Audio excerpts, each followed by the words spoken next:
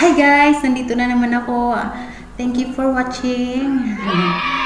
Nandito na naman ako para ituturo ko sa inyo kung paano ako nakakuha ng sound effect at ano ang ginagawa ko para magamit ko yun. Okay? Just stay tuned for my tutorials at sa mga iba pang mga tutorials ko. If you are searching at tutorials, just go to my channel Ans Bisayani and click the playlist. Nandoon yung mga tutorials ko. Salamat.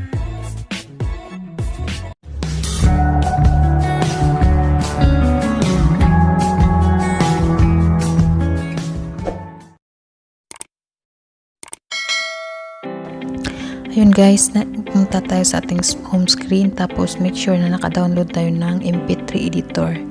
Tapos may pagpipilian natin dyan. Pag inopen natin yung editor natin, piliin natin yung cutter, tapos kuha tayo ng yung download natin na ating i-edit doon sa file browser.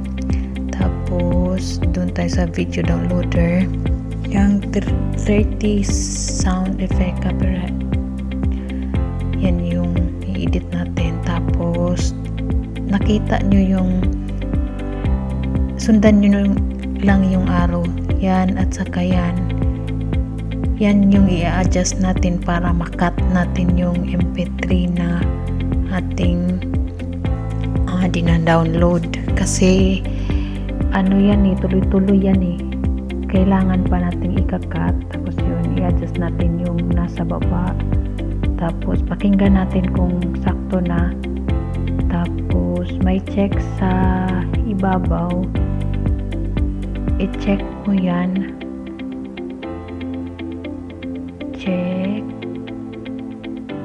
Tapos yan yung title na mahaba, kasi yung title nila ano ko lang, i-delete, tapos lagyan ko ng ha ha ha,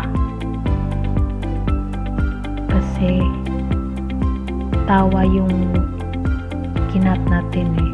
Tapos ganun din, i-adjust naman natin yung nasa ibabaw, tapos i-adjust natin yung nasa baba kung saan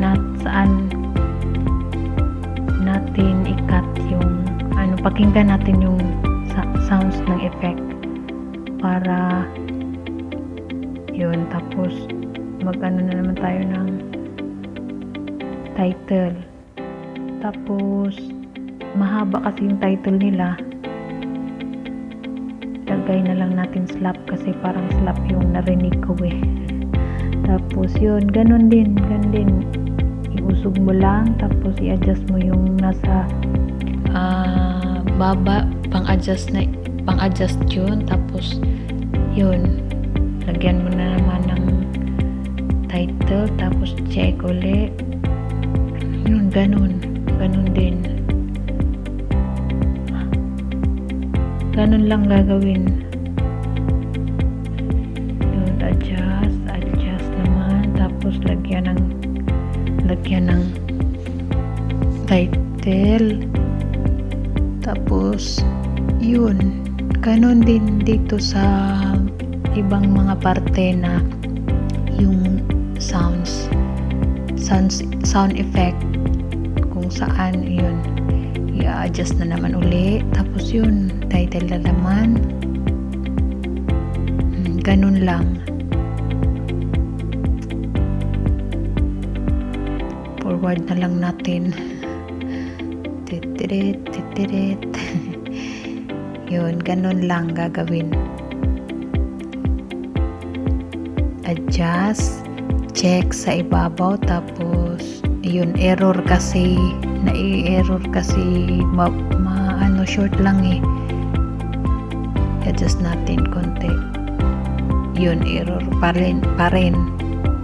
Tapos adjust natin para mahaba-haba, para pwede natin editin. Check. pwede na.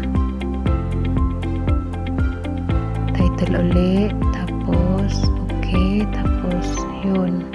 Ganun din hanggang sa dulo kasi ano yan eh, mahaba yan eh. Tapos ano lang, pinagsama-sama nila. Tapos yun, ikakat mo para paglagay mo sa yung video, pag nilagay mo sa inedit na video, isang ano lang marinig mo.